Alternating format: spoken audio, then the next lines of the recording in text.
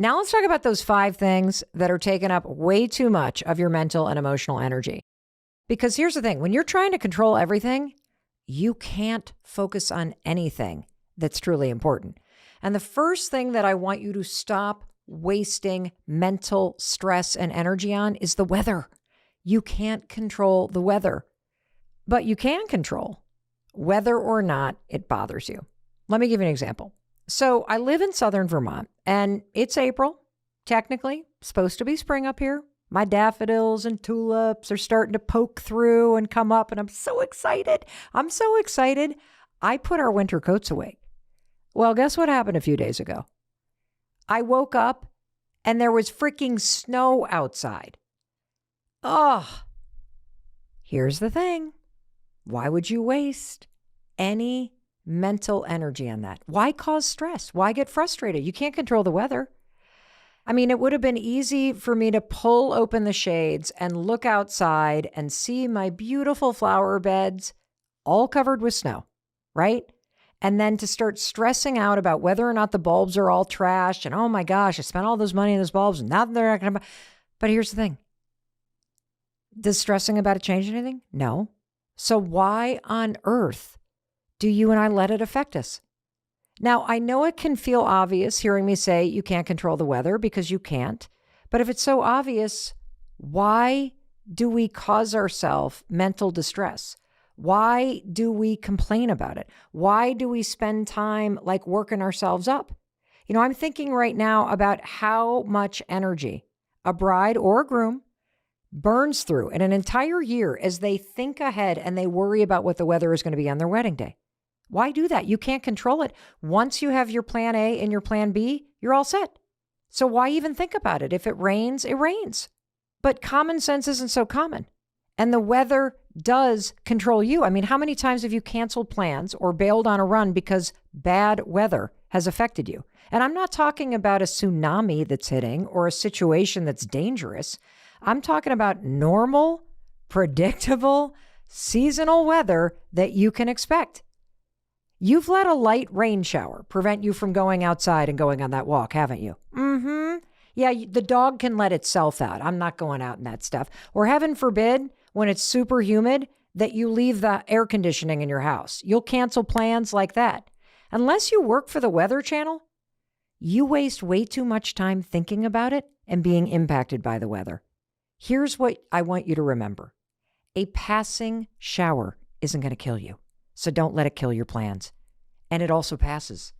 When there's a cloudy or stormy day, my friend Josh says this all the time, you know what's still up there above those stormy clouds? A bright, beautiful blue sky.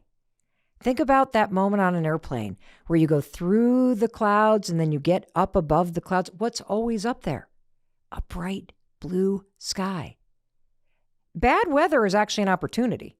It's an opportunity, if you look at it the right way and you don't let it control you, for you to practice discipline. In fact, there's a lot of science here that I want to share with you. Did you know that when you do things that you didn't want to do, like going outside for that walk, even though it's raining, the part of your brain that's called the anterior mid-cingulate cortex gets bigger. And when researchers look at this part of your brain, they see it as the seat of willpower. And not just willpower, but the actual will to live. And this is the only part of your brain that grows by doing things that you don't want to do. And so the weather isn't something for you to control, and it's not something that should control what you're doing. The weather is an opportunity for you to grow. So the next time it rains, don't complain. Just do what you planned on doing. Go out on that run, take that hike, go work in the yard, go walk the dog. It's going to help you. It's actually an opportunity to take control of yourself, of your life, of your discipline. And for all you brides and grooms out there who are worried about the weather, the single best wedding that I was ever at was hit with this epic rain and hailstorm that literally came out of nowhere. It was so big of a storm, one of those storms that comes across the Great Lakes in the Midwest, that one of the tents flooded. Literally, the top of it ripped open and waterfalled onto the dance floor. And to this day, Emily Glasser and Billy Sussman's wedding, 30 years later, is the single best wedding I have ever been to. The most memorable, the most fun. You want to know why? Not only because of the bride and the groom, but because of the storm. Maybe what your wedding needs is a good old-fashioned rainstorm. And maybe what you need is to learn how to run in the rain, because you're bigger than the weather. So stop complaining about it, because you can't control it. And that snow, by the way, it's cold, and tulips actually love cold weather, and they bloom longer when it's cold. So there's no reason to complain. I should be celebrating about it, because you can control whether or not that weather bothers you or stops you from doing what you need to do. And now that you know that, you're going to not let that happen anymore. So let's move on to the second surprising thing that you're wasting time and energy on.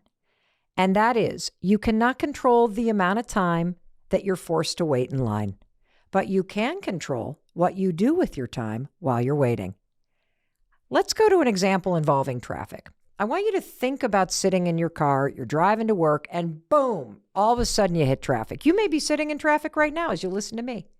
And as you're in traffic, you start to get frustrated, don't you? You kind of grip the wheel, and then you hem and you haw and you tense up and you kind of hit the GPS. And I should. Why? Why do you do that? By the time that you get to work, you're so exhausted because you worked yourself up. You just burned through so much energy in the car being angry that traffic was backed up and delayed. Did any of that anger and stress help you get to work faster? Of course not. Did it move the traffic? No. Did it free up a lane? No. This is why it's so dumb to allow things that you can't control to impact you. Or let's take another example.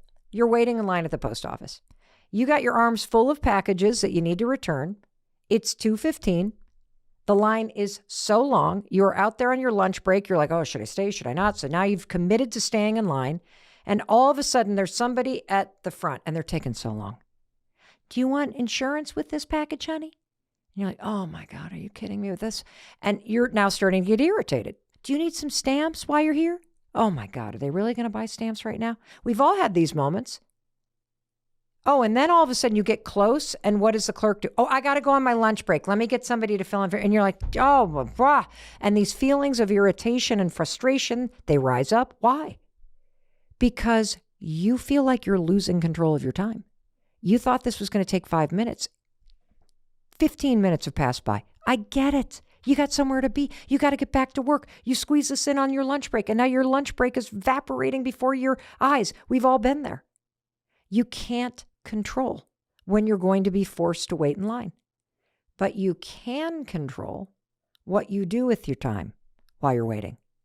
What if you were to look at this not as some sort of slight by society or the post office or traffic? What if you were to look at this as found time instead of lost time? Maybe this is just the universe giving you time back. I mean, let's go back to the traffic example again. You're driving along, and all of a sudden things slow way down as everybody merges into a one-lane road.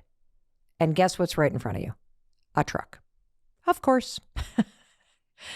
And so you're winding and you're going slower. And in that moment, can you control what's happening? No. And there's no use to get yourself all stressed out or cause yourself some sort of distress in your mind or start freaking out about it. And there's this great post that's gone really viral that talks about this exact moment when you get stuck behind a truck on a one-lane road and you're forced to slow down. It's a cue to yourself that this truck is sent by a guardian angel. It's slowing you down on purpose to avoid whatever is around the corner or at your destination or maybe somewhere along the way that's not meant for you or that may cause you harm. Do you see how that now puts you into control? So as you slow down, sip your coffee and look at this as an opportunity to be grateful for this time and to practice having patience. And if it's at nighttime and this happens, just imagine that this truck is running point for you, lighting up the way. Isn't that a beautiful way to take control? Because you can't control the times where life slows you down, but you can control what you do with that time. And when you look at it like a gift, you take the control back. And there's so many things you could do. You could turn on Rosetta Stone, one of the sponsors of this podcast, and listen to that French lesson that you started, but you haven't had time to finish. Or you could call a friend. This is one of my favorite things to do when I'm driving, hands-free, and just talk to somebody while you're driving behind that guardian angel truck. You could start to see this as not lost time, but time that's been given back to you as an opportunity. You can even do this at the post office. So let's go back to the line at the post office. Instead of standing there getting frustrated and flustered, which only makes you feel like you're losing control, it only makes the time go by faster. What if you use this found time and you take a moment to text someone that you've been thinking about just to say hi? You know, one goal of mine this year is to be more closely connected to my family. So I could use that time waiting in line as a sign from the universe that I just gained a moment to reach out to my nephews. They were in a water polo tournament all weekend long, and I want to congratulate them on their wins. How cool is that? Or have an audiobook or a podcast like this one queued up so that you got something that is your go-to in those moments. Because you can't control the time when you're going to be forced to slow down or to wait. But you can control what you do with your time while you're waiting. So make something important happen. That's what you can control. Even if what you make happen in those moments is just practice staying calm or being in the moment or practicing gratitude. And the more that you do that, the more you'll realize how much time and energy you do have at your disposal to use in small and big ways. And you know what else you have in your control? Whether or not it bothers you when I take a quick pause to go to break and give a little airtime to our sponsors who bring this podcast to you at zero cost. So don't you go anywhere. I know you want to know these 3 other things that you can't control, and trust me, the next one is a real doozy. Stay with me.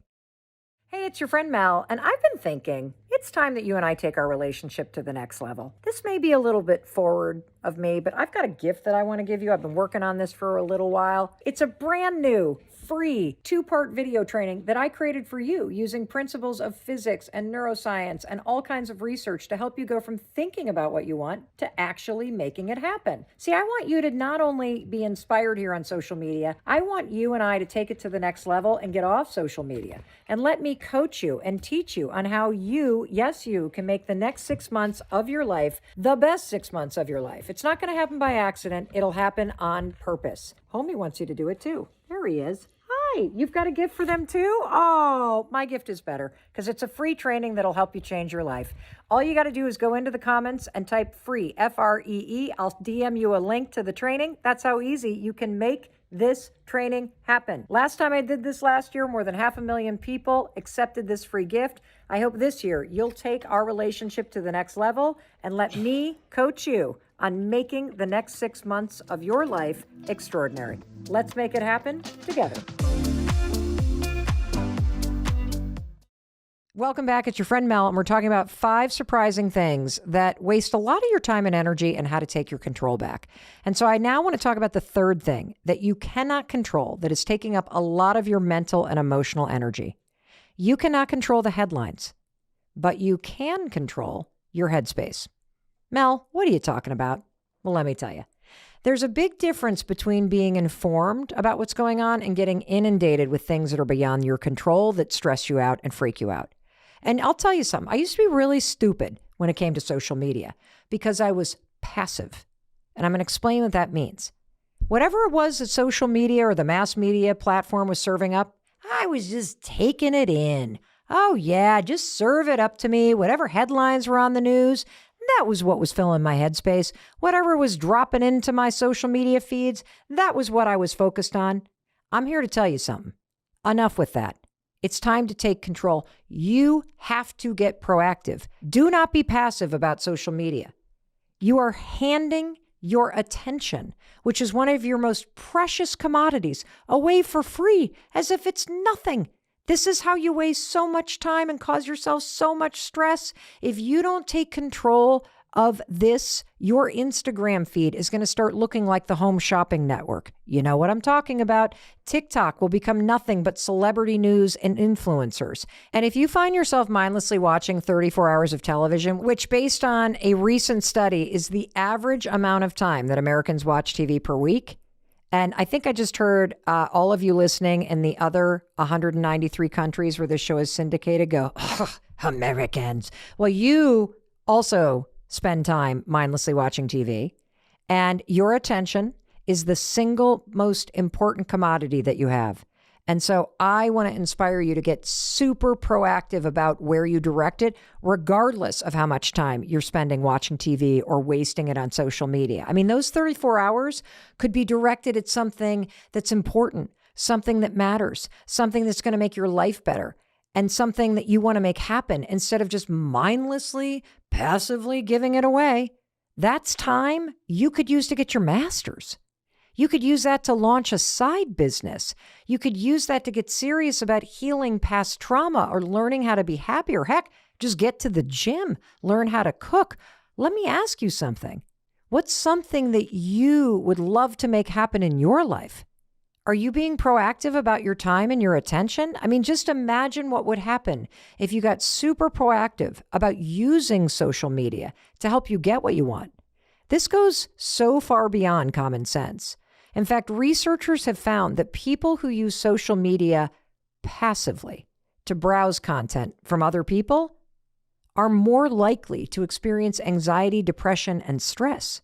This is from a new study out of the UK that was published in the Journal of Behavior and Information Technology. And the same study found that if you're proactive about social media, meaning you create and share your own content, without engaging passively on content with others and doom scrolling all the time, it has a positive impact, especially on your stress levels. It is so easy to make social media or the news outlets the villain in your life. But that just gives social media and the news all the power. You keep the power because you're in control of how you use these things. And I want you to start using them for good. By getting proactive and figuring out how you can take control of this, it will support you in making important things happen in your own life because it can. So how do you do that? You know, I remember about 9 years ago when I was first kind of really getting into the media business, I started following Gary Vaynerchuk. And I'll tell you what, his content was so different than anyone else's because something came alive inside of me. And it became the content that I started engaging with. And it inspired me to start being more proactive about posting more content instead of just sitting there, wasting time, feeling jealous, and just like getting stressed out and procrastinating on social media. And so you can choose who you follow. Because remember, you can't control the headlines, but you can control your headspace. And you do that by getting very proactive about who has access to you and who doesn't. And I know you want to do that, because you made the choice to listen to this podcast, a podcast that can help you create a better life. So do that with your social media accounts. Unfollow accounts that make you feel bad and start following people and accounts proactively that make you feel great about yourself, that inspire you to get proactive and start taking action in your own life. And by the way, whoever you think is spending way too much time on social media or follows a ton of influencers or celebrities or accounts that make them feel bad or you're worried about them, send them this episode. Because if they won't listen to you or they don't really think about it this way, maybe listening to this conversation will inspire them to take their attention and time seriously. It'll help them not only think differently, but act differently in this area of your life. And if you're listening to this right now, because your friend or your mom or your dad or somebody that loves you sent you this episode, I want to tell you something. You are capable of creating amazing things in your life. Take your time seriously. Guard your attention like a hawk and get proactive. Stop being so damn passive with social media. Get proactive. You're learning about the 5 things that you can't control that waste your time and energy. And this is a huge one that does. And when you start directing your time and energy to the things that you can control, like how you're using social media, who gets your attention, how you engage with it, holy cow, your stress is going to lower. You're going to get more time back. Your life is going to change. And we're just into the first 3. We're going to take a quick break to hear a word from our sponsors. I'm going to get proactive about this. And while you're listening, take a minute and share this episode to the person who needs to hear it. And when we come back, I'm going to be waiting for you after a break. We've got 2 more things that we're going to cover. And these are the most important in my opinion, because these are the 2 most profound, surprising places where you're wasting time and energy and where I want you to learn how to take control. Stay with me.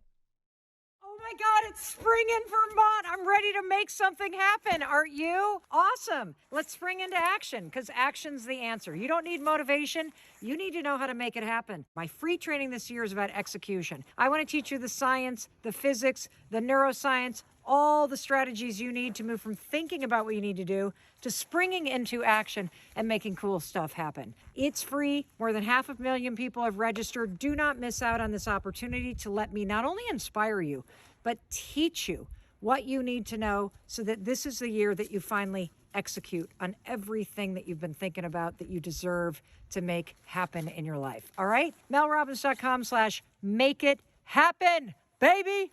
Boom. Let's do this together. I can't wait for you to see the trainings and to experience the workbook and to see yourself actually doing the things you want to do. Mwah. Welcome back. You and I are talking about the 5 things that are stealing time and energy from you and how to take control and get your power back so that you can focus your time and energy on what really matters. We're on number 4. And here is the 4th thing that you cannot control. You can't control the past, but you can control what you do in the present moment to help you move past it. No amount of regret is going to change the past. So all the time that you spend looking back and beating yourself up, it's just creating unnecessary emotional and mental distress. Yeah, you should look back and learn the lessons that you need to learn.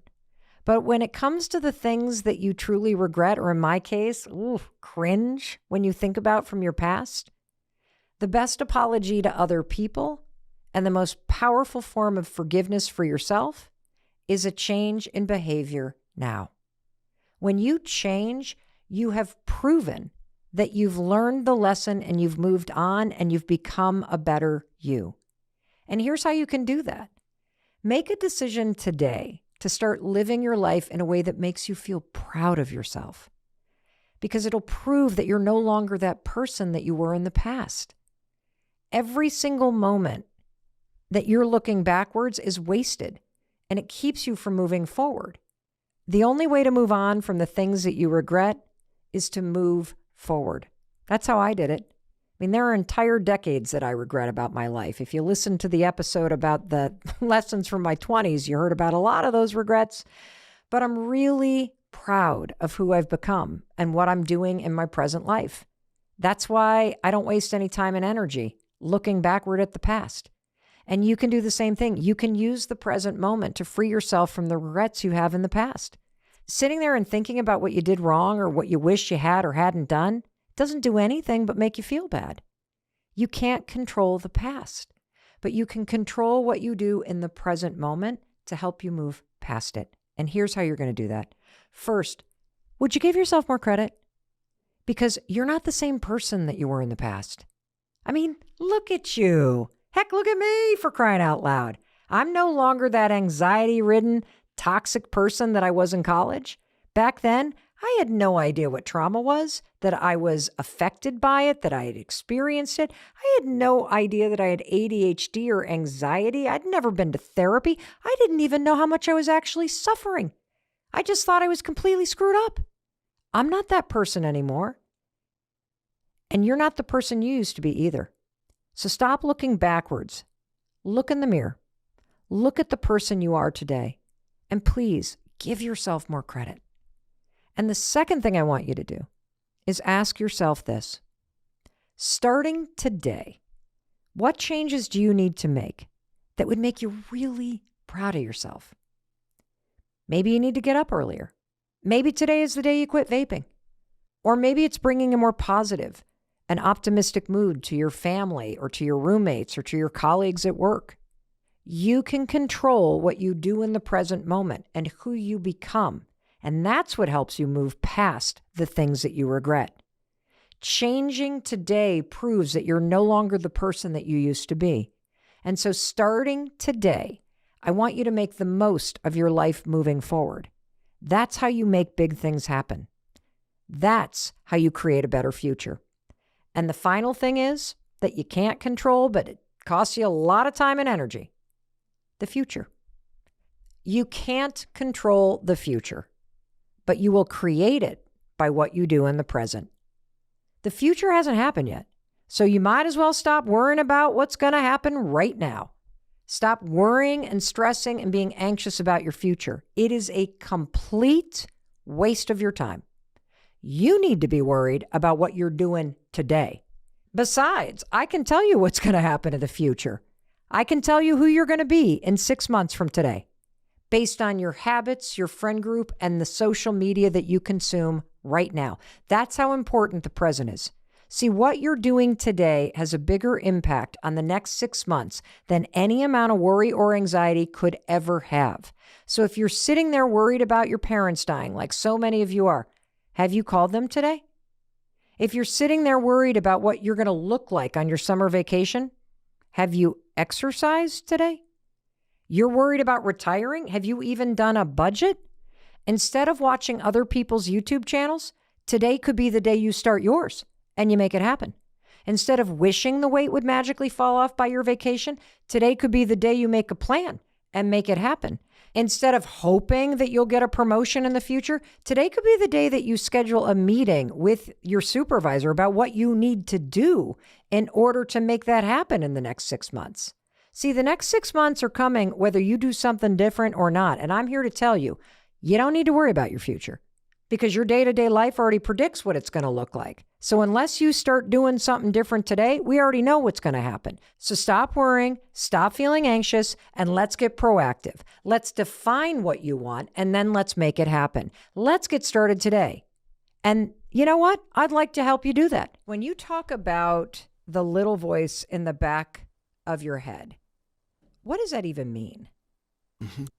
There's often a sort of running dialogue or set of opinions inside of us that are in the background to our experience of life in the present. And this can make a huge difference to how we respond to life in the present, how we think about ourselves and how we think about the world around us. So there's a lot more going on inside of us than what we're taking in at the moment.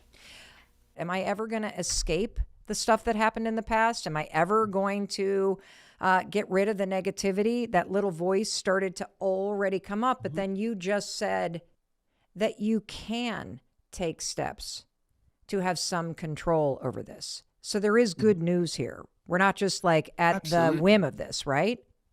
No, if we pay attention to it, then we can have control over it. Like so many things in life, if we don't pay attention, we're not able to exert control. And here's the place for curiosity about, what do I think of myself?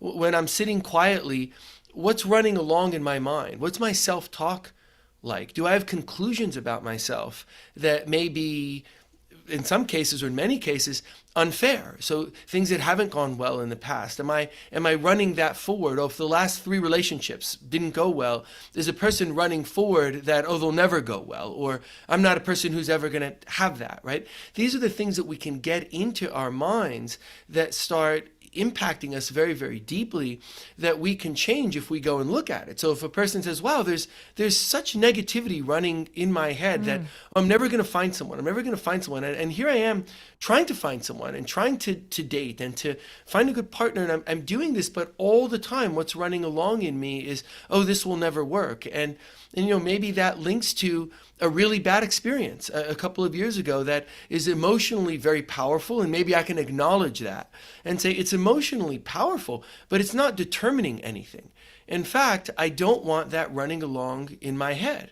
How about I can be a good partner to someone, or I can find a better job, right? How about things that more accurately reflect me as opposed to things that can automatically be going on in our minds that are quite negative that we're unaware of? So the key here is paying attention, is curiosity and interest in ourselves and how we think of ourselves and our place in the world around us and our ability to navigate in the world around us and looking at perhaps some of what may be negative, because negative things are stronger. They're more what's called salient, right? We have a salience bias, which means our brains pay more attention to the negative, which is part of a survival instinct, that we want to remember negative things because those memories may help us survive in the future.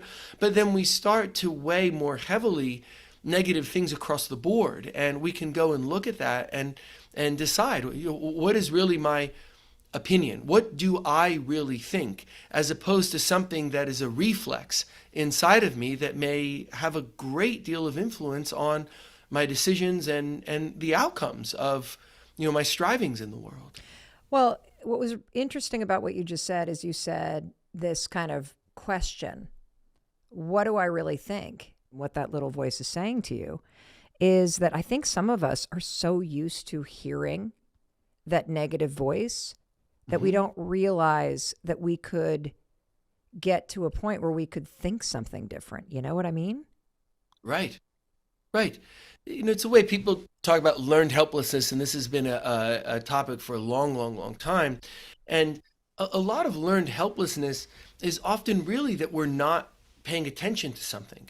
The number of times that in the role of a therapist, right, I've been talking to someone, or even in my own therapy, I've been on the other side of it, where either I'm inquisitive about the person, or in this case, my own therapist would be inquisitive about me and what's going on inside of me, and asking questions, and then realizing, oh, like I have this conception that is going over and over again in my head, and I'm not even aware of it. I've never actually put words to it, right? This going on inside of my mind, that's very, very different than putting words to that. So after a number of traumas, which I write about to some degree in the book, I started to have a feeling that I'm just cursed, and things won't really go well, or if they go well in one way, they won't go well in another, right? That somehow there is like a force watching over me and making sure that things don't all go well.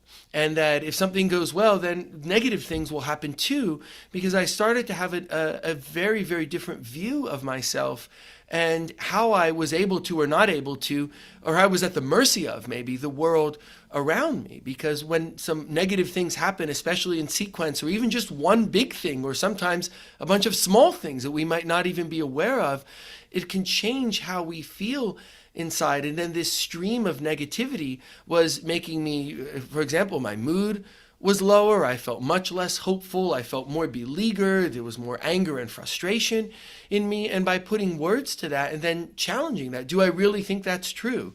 Do I think that people are cursed? If I don't think that anyone else is, I don't think anyone else is cursed, right? But I am. And so maybe now I should go revisit that. Right? And this is the curiosity. If we start thinking about ourselves, we can change, really, we can change everything, because we can have so much greater control over what's going on inside of us, and it can match up with what we really and truly believe, instead of running along inside of us in a negative way, and we haven't even put words to it or decided if we actually believe it or not. The stories in your book were so helpful, because it allows, or at least it allowed me to see myself in your experience and then extrapolate similar things.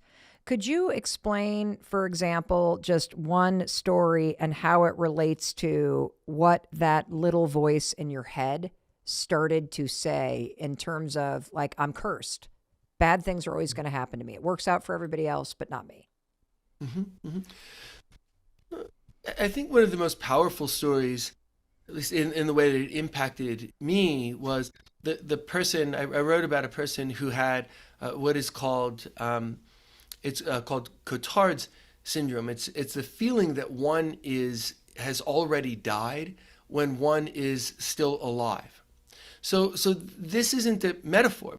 They're going through, they go to the grocery store, they do all sorts of things in a normal way, but they believe that they are dead, that they have perished, but their body is still moving along in the world around them. And it's quite rare, but it's certainly not unheard of. And the gentleman that I took care of was sure that he was dead. And he thought it was funny that I would put the stethoscope up and listen to the heart of a dead man, or that I would come and spend time with him, and that it was just the same as if he were in the morgue, but that part of it hadn't happened yet. And when you look at the history of a person like that, this was a person who was very affable. He had a good sense of humor, and it was kind of fun to be around, but he had been around no people for so long. He had lived in loneliness and isolation without any real human connection.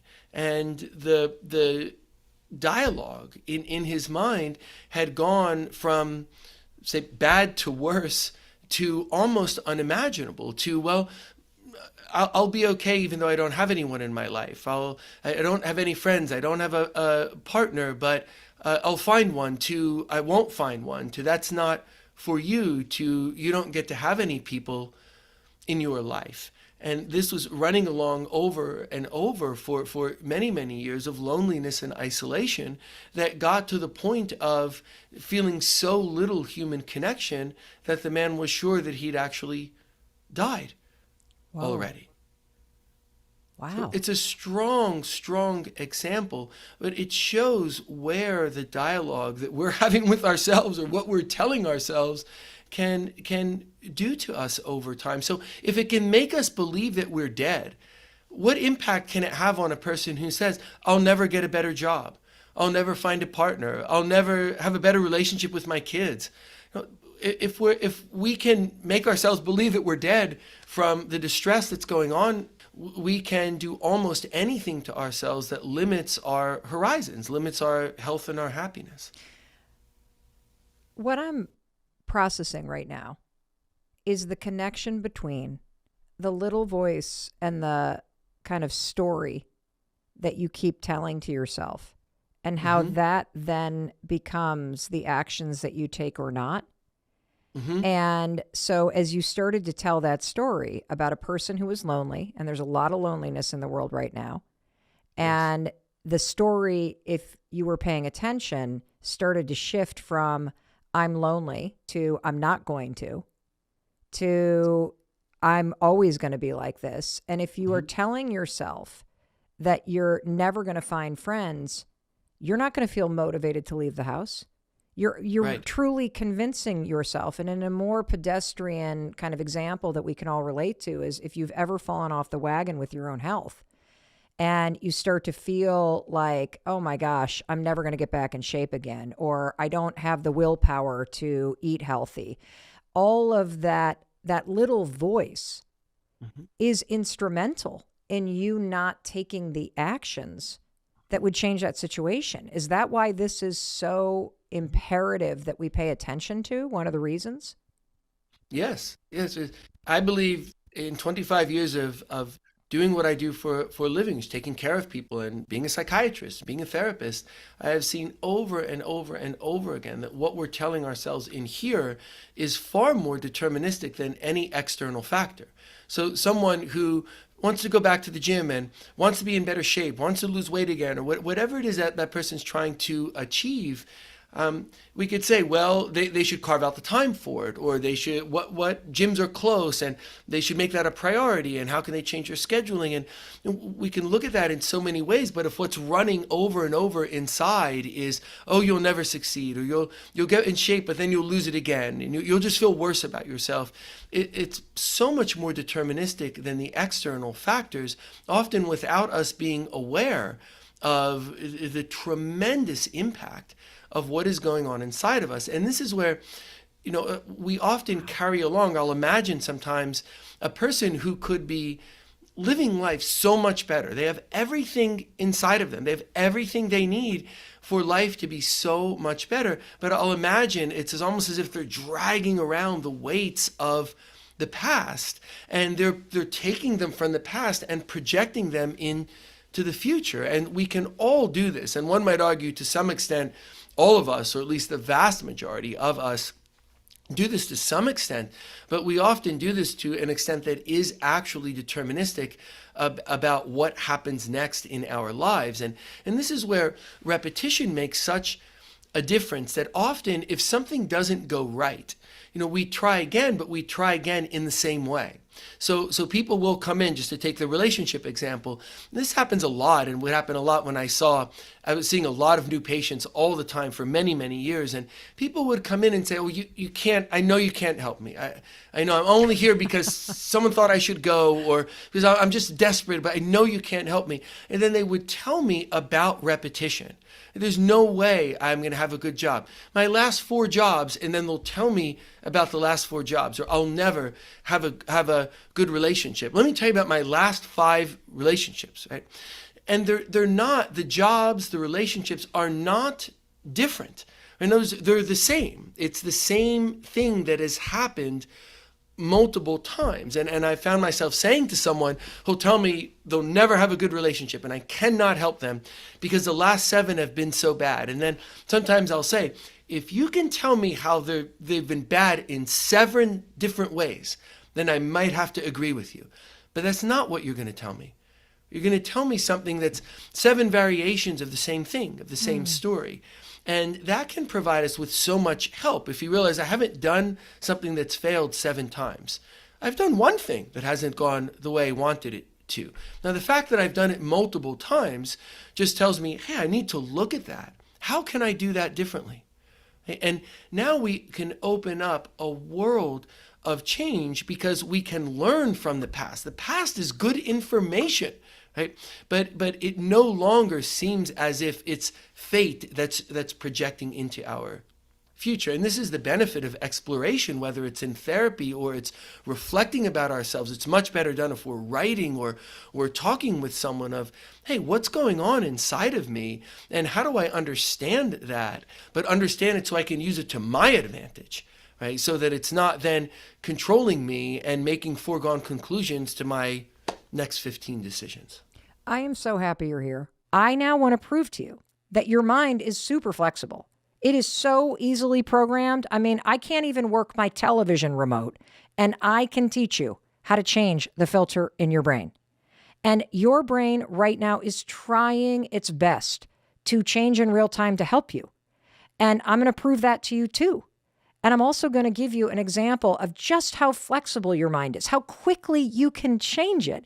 And when you start to realize, holy cow, Mel's right. My mind is easier to program than a television remote. Holy cow, I never even realized this. Just you buckle up and wait, because your mind has been dying for you to learn what you're about to learn. So let's prove to you that your mind is at the ready to change to help you, okay? And I'm going to give you an example that I am sure you have experienced in your life before. And here's the example. Buying a new car. Have you ever had an experience where you either were looking or shopping for a new car, or you were in your family, somebody was, right? Or you became interested in a new car. They're releasing this brand new Bronco, okay? And now you're super interested in it. I am personally in this boat right now. I drive a 9-year-old car, 2014. I love this car, but it's time. It seems like the engine light is on every other week, and every time I take it to get fixed, it's like a $500 bill, and so the thing is paid off, but I'm like, 9 years, maybe it's time. It's getting to the point. I love my car, but maybe I should get a new car. And the truth is, I'm not really a car person. I don't really give a shit about cars. I just want the car to be comfortable. I want it to work. I want it to be reliable. I want the seats to have heaters in them and the steering wheel to be a heater thingy. I always mix those words up, but that's kind of what I care about. So I don't really think about cars. But you want to know what? The second I started truly considering, maybe it's time to get a new car. Do you know what I saw everywhere? I'm like, holy cow. There are a lot of cars in this tiny town in southern Vermont that I live in. Cars are everywhere. And then as I started to hone in on the new Bronco, does everybody and their mother drive the new Bronco? It's like it's the only car on the road. The 2-door, the 4-door, the soft top, the hard top, the gray one, the red one, the green one. Like they're everywhere. Now here's the thing. A couple months ago, when I was happily driving my 9-year-old car before the brake light has been on consistently for 3 months, a few months ago, I had never seen a Bronco up here in southern Vermont. The only Bronco that I had ever seen was the one that my brother bought a year ago, and he lives in Chicago. But now that I'm interested in Broncos, I see them everywhere. And the second that I got excited about that sort of silvery blue one with the soft top, I couldn't believe it. Jessie, who runs video production for us, her husband drives one. I didn't even notice that they had a Bronco. And now everybody has not only a Bronco, but that color. And I want you to think about a time that this has happened to you, where you started to get interested in something. And then it's like whammo. Overnight, you see it everywhere. Maybe it was a handbag that you were really interested in, or a certain style of shoe or sneaker. You know, the new Converse ones with the really like inch tall sole on them? All of a sudden, those things were everywhere. Or the Birkenstocks, you know, the Birkenstocks that have the covered toe. It's like those were popular 30 years ago, and now every single college student and 20-something is wearing them. Bangs.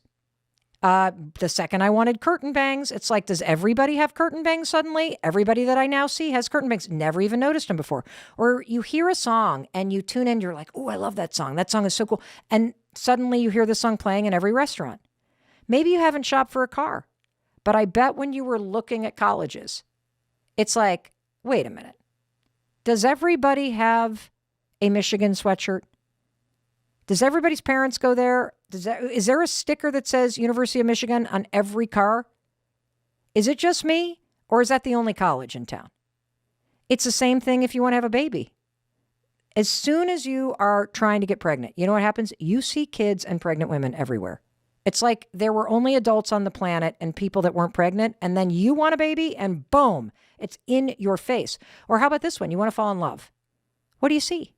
You see couples in love. It's so annoying. It happens instantaneously.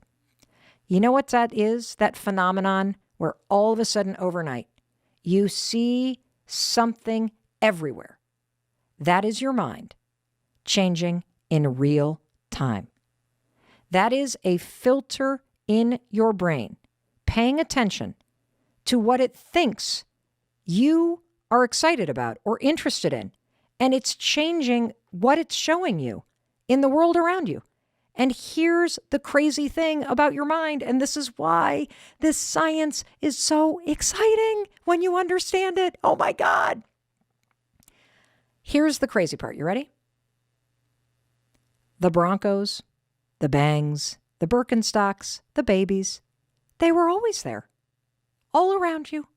You just didn't notice them. You want to know why? Because they were not important to you. The fact that you suddenly see those things everywhere, that is an example, and it is proof that your brain wiring is changing in real time, and your mind is trying to help you. Your mind is showing you the Broncos that have always been there. It's like it's highlighting it with a highlighter. Why? Because it became important to you. Why would your mind let you see things sometimes, but not others? Why are you suddenly seeing the covered toe Birkenstocks now, but you didn't see them for the last 5 years? That's a great question. And this brings us to the topic of the filter in your mind. Oh, I'm so excited for you to learn this. So there is a filter in your mind. It is called the reticular activating system. The reticular activating system. I'm going to call this the RAS, okay? Here's the visual, because you know your friend Mel loves visuals and metaphors to make this stuff easy. I want you to imagine that there is a hairnet over your brain. This hairnet is a live network of neurons, and it is constantly changing in real time. And this RAS, this network of neuron hairnet that sits over your brain as a filter, it has one job, a very important job, mind you. The RAS has to determine in real time, I'm talking nanoseconds, what information it should allow into your conscious mind for you to see and register, and what information it will block out from your conscious mind. Another way that you can think about the RAS is think about it like a bouncer in your brain. And the reason why you need a bouncer is because life is sort of like a very popular nightclub. Everybody wants to get in. And because there's so much and so many people and so many things showing up at a very popular nightclub trying to jam their way in the door, you need a bouncer who is deciding who gets in and who has to stand in that long line, freezing their ass off in an outfit that is not appropriate for winter, trying to get in, okay?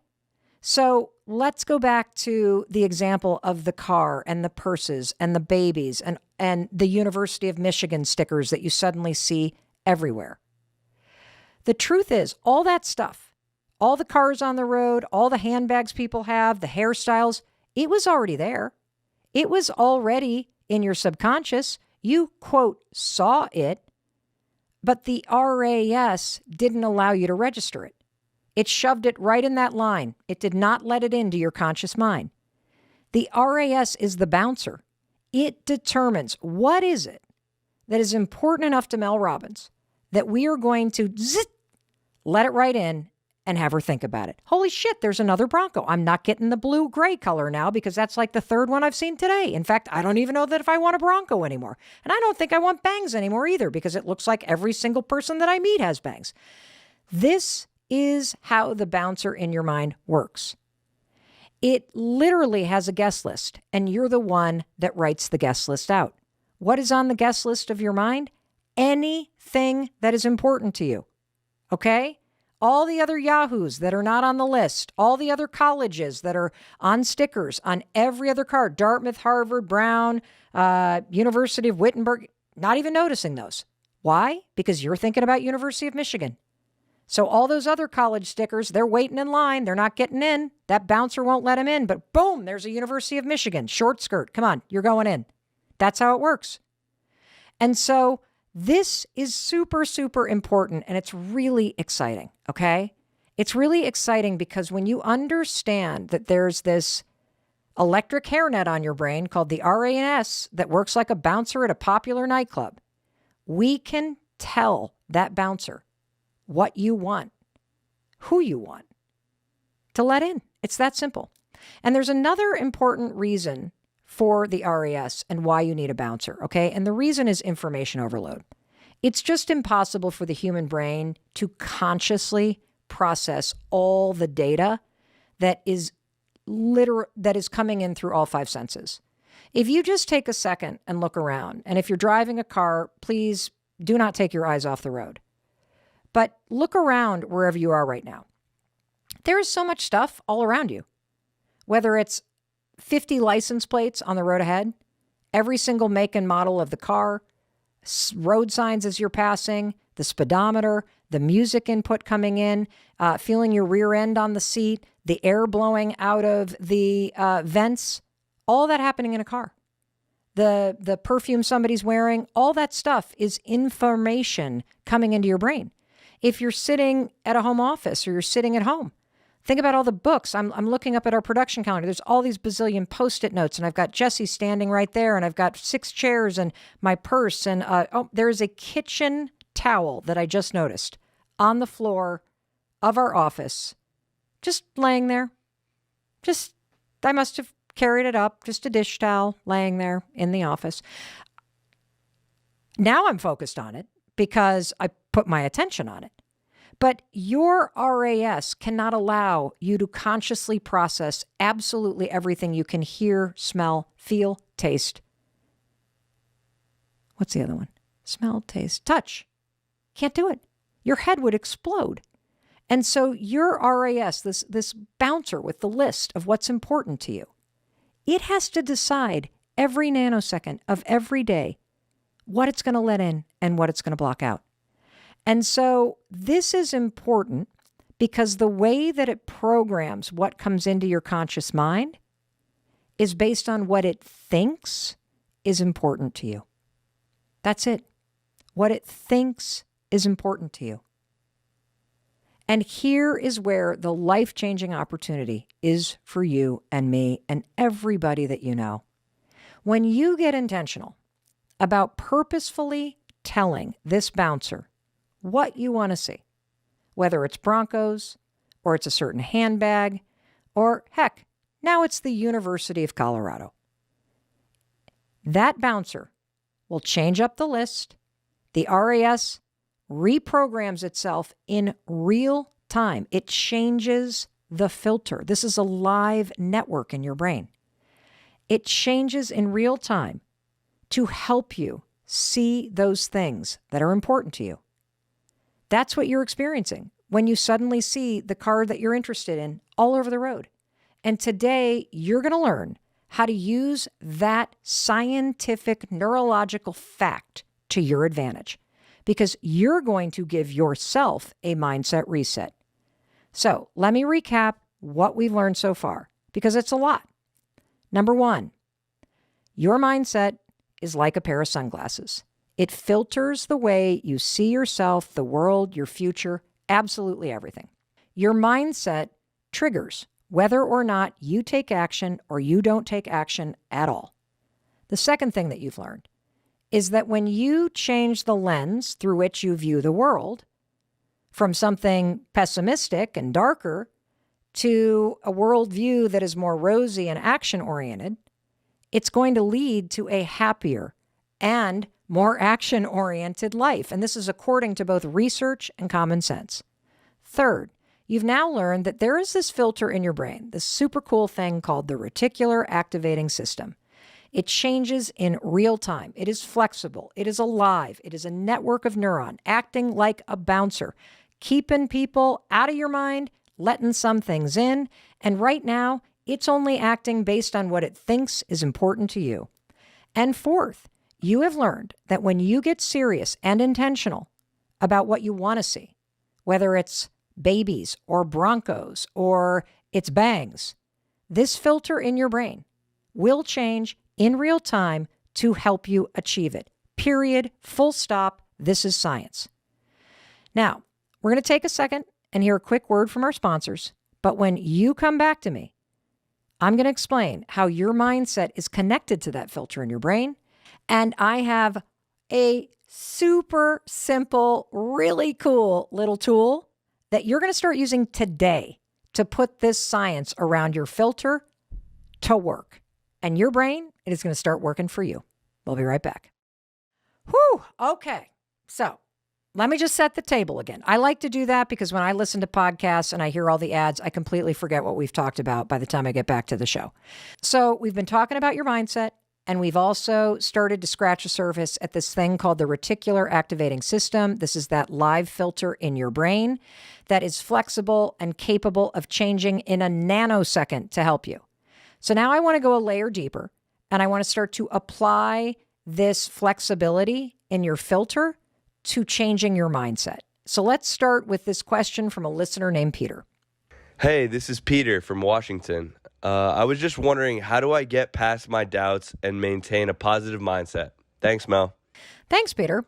So I want to focus on one aspect of your question, and that is where you said getting past your doubts. This is where the science gets really interesting, because your belief about yourself is a mindset. I'm going to say that again. Your belief about yourself filters how you see the world. And I'm going to give you an example. You use the word, Peter, self-doubt. If you have a lot of self-doubt, you question yourself, you criticize yourself, you hold yourself back, what color do you think the lenses on your sunglasses are? I'm not trying to be silly here. I'm trying to make this intellectual topic very tangible and understandable. If you have a lot of self-doubt, what is the color of the lenses on the sunglasses? Because this is where the filter in your brain starts to become programmed by your mindset.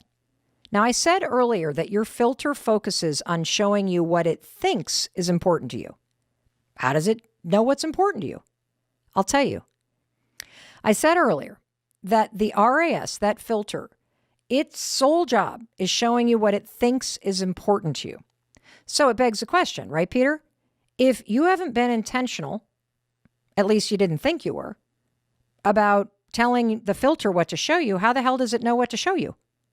Well, it shows you whatever you spend your time, energy, thoughts, and attention focused on. So, going back to your question about self-doubt, if you doubt yourself, right, you put a lot of energy into doubting yourself. It's not just one thought. You probably do it all day long. Your thoughts are critical, you hesitate, you don't speak up, you hold yourself back. All of that is energy that makes your RAS think that doubting yourself is important. If you doubt yourself and you go into work, you know what happens to you at work? You don't see the 15 things that you do right. You know what you obsess over? The one thing you've done wrong. That one email that you sent that was a screw up, that one customer that you didn't quite do a good job with, the one thing you've done wrong is all that you can focus on. Well, when you start to doubt yourself, this is where the RAS starts to make it worse. Because your RAS sees you spending so much energy and mental fuel in criticizing, doubting, and hesitating. And so your RAS thinks, oh my gosh, ding, ding, ding, Peter thinks it's important for him to see what's wrong. And so your RAS blocks the 15 things that you did right. You know what you did today, Peter? You sent 32 emails. Great job. You didn't see it, though. You did a great job with those 5 customers. You're not giving yourself credit, though. You were amazing in that meeting earlier. Not getting credit for that either, but the one email, that bouncer's like, come to the front of the line. I'll take the email that is negative with the short skirt, and that email is getting in. Just like a dark pair of sunglasses shades everything. When you doubt yourself, it shades your mindset toward self-doubt. And then your brain gets involved. When the email from your boss comes in, hey, can you stop by my office before you leave today? How do you think Peter's RAS interprets that email? If he doubts himself? I'll tell you how. When he reads, can you stop by my office before you leave today? His RAS goes, oh shit. Because you've trained it to look for things that aren't right. By putting so much time and energy into focusing on your self-doubt, you are also training the filter in your brain to filter out everything that's going right and to focus only on the one thing that's going wrong, thereby magnifying the self-doubt. Let's go back to an earlier example. Remember that pessimistic friend sitting on the beach that's bitching that lunch hasn't come? Or that pessimistic relative that is bitching about the family member that's halfway across the tent? It's all they see. They can't even see the beautiful water or the happy couple or anything else good. Why? Because their pessimism is what has programmed their reticular activating system. This is how mindset and the filter in your brain get linked. They become fused together. All you see is the reasons you should doubt yourself. It's how you feel. So first it starts with a mindset. You're thinking negative thoughts, and then your filter gets involved. And next thing you know, you're just seeing more and more and more and more reasons to doubt yourself. And here's something that you may be thinking right now. Why is my brain doing this to me? Why is my brain against me? Your brain is not working against you. It's just responding to where your mindset and all your energy is going. That's it. It follows your energy and your focus. And this is the good news, okay? If you get intentional about searching for reasons to feel proud, or for the small wins, the 15, 32 emails that you sent, the good things that you did, the places where you're showing up, your mind will spin like a top. And all of a sudden, just like you saw Broncos and babies and Birkenstocks, instead of seeing the one thing that you did wrong, you will see the 15 things that you did right. This is not a joke. It's hard science. This also, by the way, ties right back into the endless science about the power of a gratitude practice. A gratitude practice is a way to train your mind. A gratitude practice is teaching the RAS that being grateful and taking times to savor beautiful moments and focusing on things that you're really proud of and you appreciate, that that's important to you. So you see more of it. That's how this all works hand in hand. And I want to give you one more example, okay? Because I think this is challenging at times to see in ourselves because we're so used to seeing the world through a certain lens that we don't even realize we're wearing sunglasses. But it is kind of easy to spot in other people. So here's one more example about how your own beliefs and mindset about yourself or a situation that you're in can become paralyzing because the filter in your brain keeps the mindset in place, okay? So think about somebody that you love who's single and they are desperate to meet the right person. And the longer they stay single, the more and more insecure they get by the day.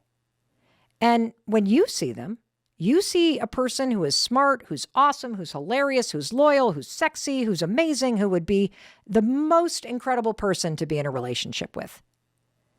But I want you to just imagine that the color of the lens on your glasses, when you look through your belief about them, it's completely different than the color of the lens on their glasses.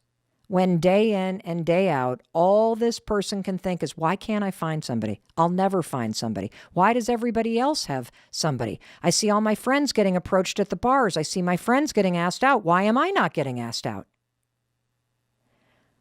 What you've now learned about the mindset and belief about yourself and the way your filter responds in real time is the more energy you put into a negative narrative like this, it's never going to work out for me. Nobody's ever going to love me. I am unlovable. Everybody else has a date. I'm never going to have a date. The more that mindset and that belief becomes a self-fulfilling situation. Why? Because you're putting so much energy into the negative that the filter in your brain is now going to filter the world in a way to reinforce the negative story. When you walk into a bar, all you're going to see are all the couples. You're not even going to focus on all the other people that are single that you should walk up and talk to. That's the bouncer in your brain aligning with where your energy is. This also explains why you as the friend see the opposite. And you can tell the person over and over and over again, you need to calm down. You're amazing. You are going to find an amazing person. It's not that you're not going to meet somebody. You just haven't met the right person yet. It's the exact same situation. But because both of you have different mindsets and beliefs about the situation, you see it through a different lens. And you both believe, by the way, that your belief is the truth. And this simple example highlights how your mindset and how you view the world impacts the filter in your brain. Because the more that this carries on for your friend, the less your friend is going to put themselves out there. Because they're slowly convincing themselves that this is never going to happen, so why bother? And the more that you see them pulling back, the more that your belief is going to become, but you need to, but you're the one holding your back. See, the filter in your brain, it's either going to make the situation worse or, and this is what I want to teach you, it can make it better. But that depends on your ability to get serious about programming it. Because wouldn't you love it if your friend who wanted to meet somebody would still have a positive mindset or a rosy outlook so that they don't just latch on to some loser? Because you would probably do anything to make sure that this friend of yours, this person that you love, would maintain a positive mindset and a rosy outlook. Why do you want them to maintain that? I'll tell you why. Because your mindset dictates your actions. And if you can stay positive, if you can stay optimistic, if you can keep saying to yourself, there is nothing wrong with me. I just haven't met the right person yet. But one of these days, the right person will walk in. And in the meantime, I'm just going to keep being me. If they can get intentional about creating that mindset, a number of things are going to happen. They're not going to become insecure. They're not going to start acting all weird around people. And they are not going to latch on to some loser just because they're starting to convince themselves that they're desperate and this is their only option. Because we both know that's not true. There's 8 billion people in the world. And right now, the right one has not walked into your life, but they will, if you can maintain a positive attitude. And the secret is training the RAS and catching your negative mindset and swapping it out for a more positive one. Because as you're learning, the thoughts that you think dictate the world that you see, the way that you feel, and the actions that you take. Noticing this, that you have a mindset that's holding you back, that's the first step. Second, asking yourself if it's serving you, that's the second step. And the third step, you just got to get serious about making your mind work for you, because you can. If you're breathing, you can change this. Even if your default is negative and pessimistic, you can teach yourself to be optimistic. And I'm going to give you one more example. If you are somebody that loves social media, if you've ever seen the Instagram Explore page or the TikTok Discover page, you'll notice that it changes in real time because those pages are filters and they respond to what it thinks is important to you. So if you click on a puppy, all of a sudden, that Discover page, it's going to be all puppy videos. I went through this phase where I was really into like long nails, and suddenly that Discover page went from puppies to long nails. And it doesn't matter if you accidentally click on Beyonce videos or on some other thing, wedding videos. The algorithm is going to think that that's what you want to see. So suddenly that's all that you see. And it becomes this self-fulfilling prophecy. Your brain's the same way. Once you focus on something, your brain starts showing you more. My daughter had this huge breakthrough about how she felt about herself based on social media and on her brain. Because she realized, oh my God, my Explore page, it's all fitness models. And it's fitness models that are in photos of waist trainers and wearing body makeup and taking these crazy filtered photos in these contorted positions to make themselves look like they have a waist that's 2 inches small. I mean, of course she felt like shit about her body. Why?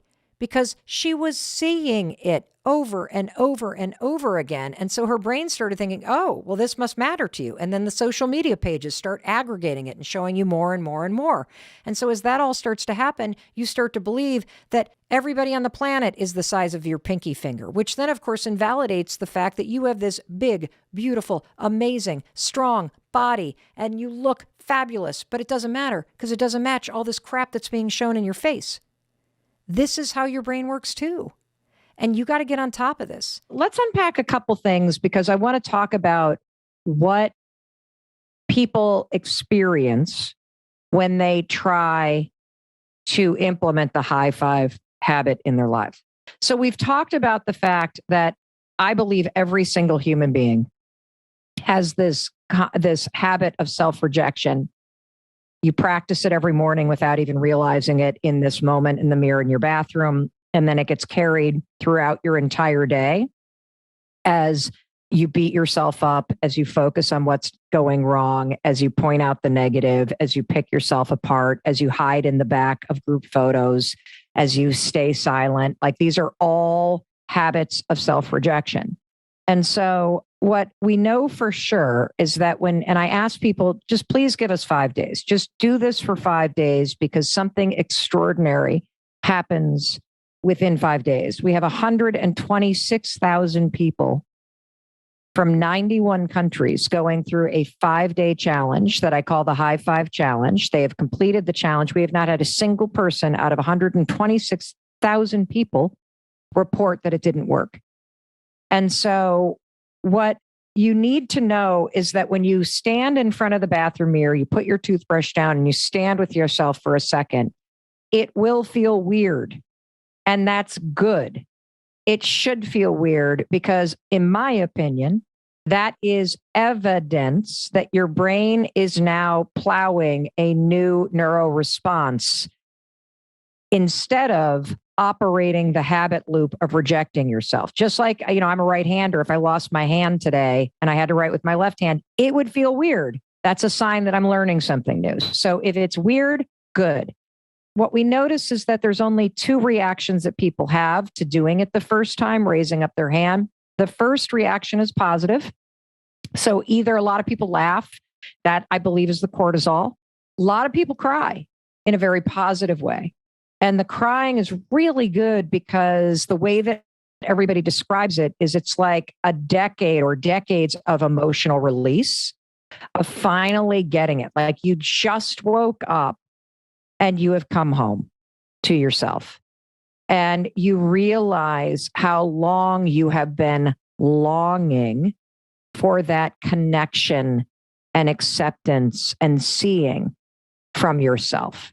Is there something that you want to add to that positive thing before we go negative? Can I show you some models? It's going to make it super easy. Okay, here's a brain and a skull. And here is another model of the brain and body. And so my audience is very familiar with what I'm going to say, but there's always new audiences watching, so I'm going to explain it again. So now, as you've explained that to me, as you said those words to us, that was a sound wave, electromagnetic light waves. Our mind receives that energy, and then the psychological part of our mind does a think, feel, choose, think, feel, choose, think, feel, choose at 400 billion actions per second, which is a lot to process what you've just said. Now, because it's coming from your place of total love and kindness and absolute passion to share this with people, so everything about you, all the photons you're generating, as Einstein would talk about it, are coming from a place of absolute love. They're coming from your wired for love nature. So that whole message is being received by all of us in this incredibly healthy way. So it comes in, but now this is what happens. It comes in your words into the brain, show up in the brain. The brain responds on a neurophysiological level, a neurochemical level, an electromagnetic level, a quantum level, and a genetic level.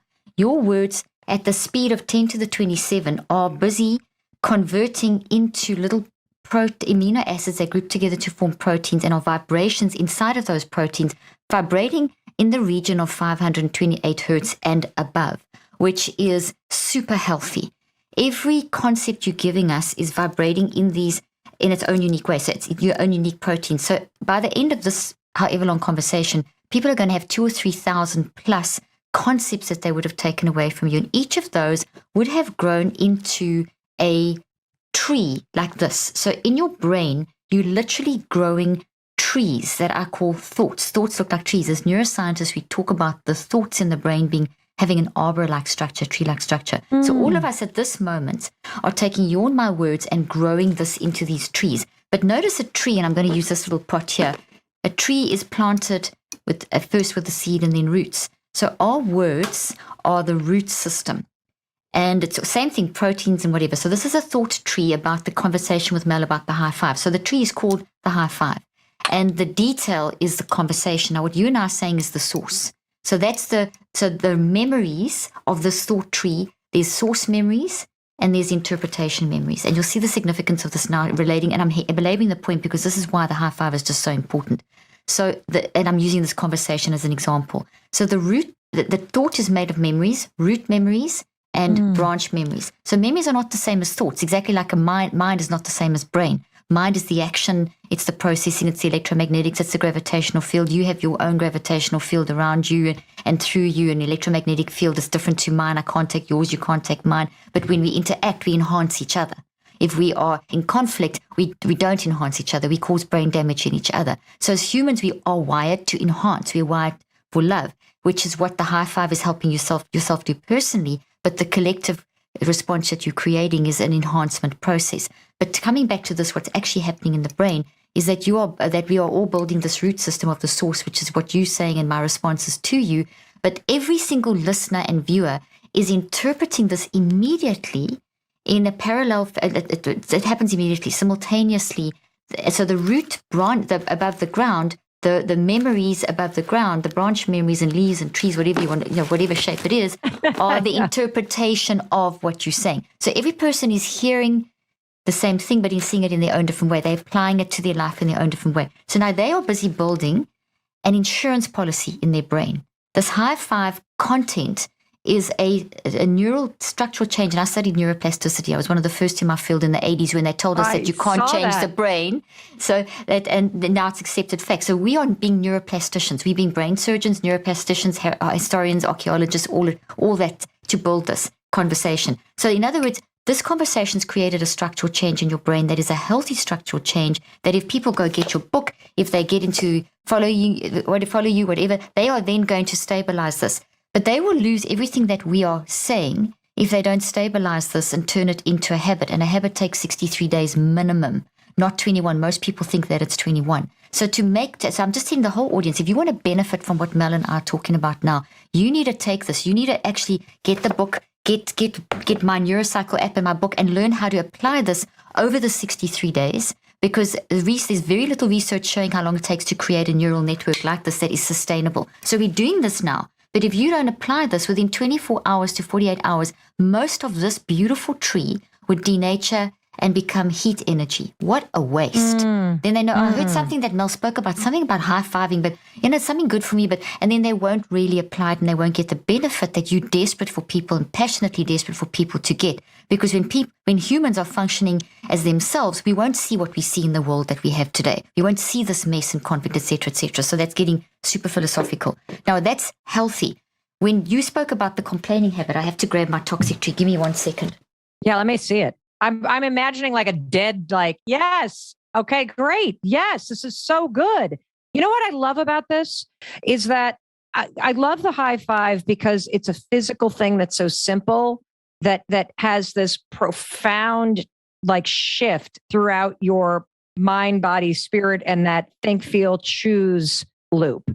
I love the visuals that you're bringing to the table because the second that you said, I got to get my toxic or negative, I can't remember what word you, I'm like, I imagine a dead tree. There you go. There it is, Mel. There's the, and these are built into neurons on the brain. So this is what, these are the dendrites on it. Everyone's seen what a neuron looks like. And I think if you don't, just Google it, if you don't know what a neuron looks like. These branches here are where memory is stored, not in the synapses. Synapses are short-term memory. So as we're speaking, you get synaptic action, and then the actual memory stored here. And so these are the dendrites. So they look like trees. So now here, this is a healthy conversation. It's a healthy tree. The proteins fold correctly. The quantum energy is correct. The neurochemicals are correct. Your whole neurophysiology, endocrine system, immune system, everything's happy.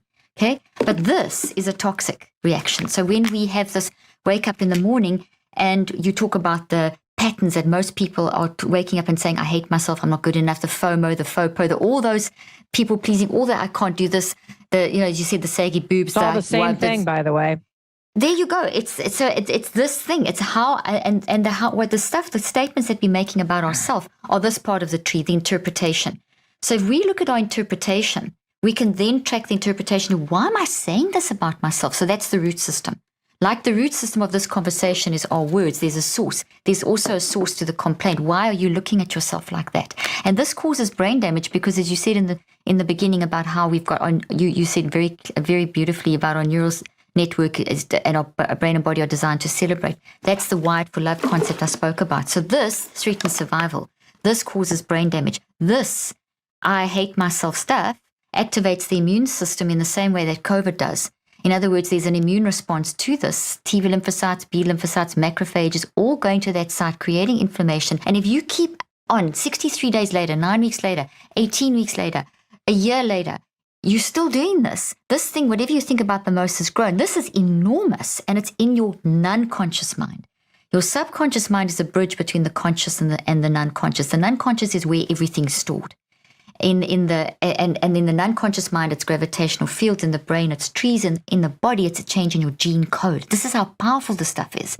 So when you high five, you are actually drawing up this toxic thing that's been there for 9 weeks, 18 weeks, 5 years, 25 years, 40 years.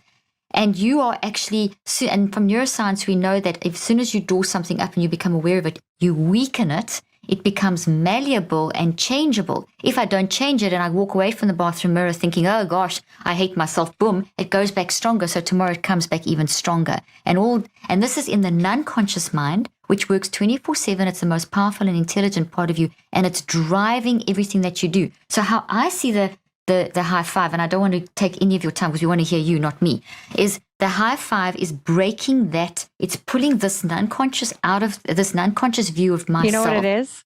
Out. You gave me an idea. Okay, go it's for an it. axe. It's an axe. There we go. It's an axe. And it's an axe that's not only chopping it down, but it's got to dig the soil out because you've got to get the root system. You know, like when you take a weed out of the garden, you can't chop off the head. You have to get the whole weed upended. So the high five is preparing you to do the work of actually getting it out. So it's putting that spade or axe in your hand. Love it. Yep. Love it. Yeah. So that's exactly what it is. So every day when you do this, you are allowing yourself to bring your identity to the surface, which then drives every other part of your mind, which then drives your brain and your body, which then changes your lifestyle. So this is a step into reversing that terrible statistic of people dying younger. Yeah. And one of the reasons why it's so powerful is because it does not require you to say anything. The positive programming is already associated with the physical action. Because you've never high-fived somebody and thought, I hate you and you're worthless. Your brain cannot actually, neurologically, it is impossible to think that thought as you high-five yourself. Impossible. And that's so true. So scientifically, to back you up there, it's the wired for love nature. So that's built in. I spoke about an insurance policy earlier on. Our wired for love nature is our insurance policy. So why I talk about it as the wise mind. So in the depths of the middle of this forest of all these trees, and some of that look like this, some look like that, there is this beautiful green forest, and that's where the high five resides, in that forest, in that gravitational field, as a resilience network in your brain and in your genes. So it's in all over the place. So it's a recognition of truth. Yeah, I think that's why people cry, is because by high-fiving yourself, you are reconnecting with your true nature. And that is a powerful spiritual experience. Speak more about that. That is so true, because I want you to speak about that, and then I'll throw some science in afterwards, because that is so huge. Yeah, I apologize for interrupting you. I get so excited about this, particularly since you and I are like freestyling. It's amazing. And I can't wait to get together. We got to do an event for people or something and just really. Yeah, that's for sure. We can sit there with all of our little props and that. Yep. We have to. We promise you people this is going to happen. Yes. So it was interesting because the very first morning that I did this in April of 2020, during a very overwhelming moment in life, when I first did it, my immediate reaction was to laugh. And then I sort of laughed. I realize now I laughed because of the dopamine, but I also laughed because on the kind of surface, standing there in my underwear, high-fiving it just seems so stupid and pathetic, like when you just first hear it. But I will say, even though lightning didn't strike and heaven didn't open and the angels didn't sing that first morning, but I did feel this little flip. Like I felt almost like the high five had almost turned a light switch on, because I noticed my mood went from feeling energetically down, defeated, overwhelmed, to all of a sudden this shift in energy. I didn't even think these thoughts, but I would describe the thoughts sort of like, okay, come on now. You got a roof over your head. You can handle this. You've been in way worse places. Get out. It was sort of like that, sort of like, here we go kind of energy. But I'll tell you, it was the second morning where it went from this sort of funny thing that I did to something profound and deeply moving. And so I woke up the second morning. And you talked about cortisol levels, and I believe that you'll have to tell me if this is true or not, that your cortisol levels tend to be higher in the morning. A lot of us experience a higher level of anxiety in the morning since we're anticipating that the day is going to go bad. So a lot of us already, whether it's because of past trauma or it's because of just what's going on in your life, or because it's a habit to wake up and feel this level of anxiousness. I woke up feeling overwhelmed, feeling defeated. I use the 5-second rule, 5, 4, 3, 2, 1. I get out of bed. I start walking to the bathroom. And this is when the high five habit became something bigger. I realized as I was walking to the bathroom that I was feeling something that I hadn't ever felt in my entire adult life. And this is what I was feeling. You know how when you are going to meet a really dear friend that you just adore, and you're about to walk into the cafe, what do you feel in that moment when you're about to walk in and see somebody you really adore? Anticipation, peace. Yeah. Excitement. Exactly. I realized I was feeling that about seeing myself. Wow, that's beautiful. And I've been excited to see an outfit or a haircut I don't ever recall as an adult feeling excited about seeing the human being Mel Robbins. Oh, wow. This is amazing. This is core to who we are as humans, and we've forgotten to see that in ourselves in this very fast, technological, physically based world where you've got to get something from outside in to make you feel better, which is how we've been almost programmed. What you're saying is the absolute opposite of that. Yeah. And That so is that profound. it was a profound feeling. And as I turned the corner and stepped into the bathroom, sort of the profound nature of what was unfolding was hitting me. And it was that second morning, realizing that I was excited to see the human being, Mel Robbins, that I realized, oh my gosh, all this time, it never occurred to me that there's another human being in the bathroom standing there in the mirror. And I believe that represents your soul and your spirit and Wise who mind. you are. Yes, your wise mind. And as I stood there and I had this moment of really just being with the human being, Mel Robbins, it was profound. And I, kind of had, that was the second morning was the morning that I cried when I high-fived myself. And it was as if years and years of feeling isolated or feeling not good enough or feeling invisible or feeling whatever, the pain that we all feel at times in the human experience, that the high five became a recognition of just how much I have lived through and how much I needed and deserved support and encouragement, just like every human being does. And so that's when it really started to crack open. And it's also something that when I notice something, and that is this, you can stand there and be with yourself for a minute. And, when you first start to do it, particularly if you're somebody who has a hard time looking at yourself, or you hate so much about where you're at in life right now, or what's happened to you, or whatever it may be, you can be thinking and feeling all those things. But I noticed in that second morning that the second you go to raise your arm, your mind actually goes silent.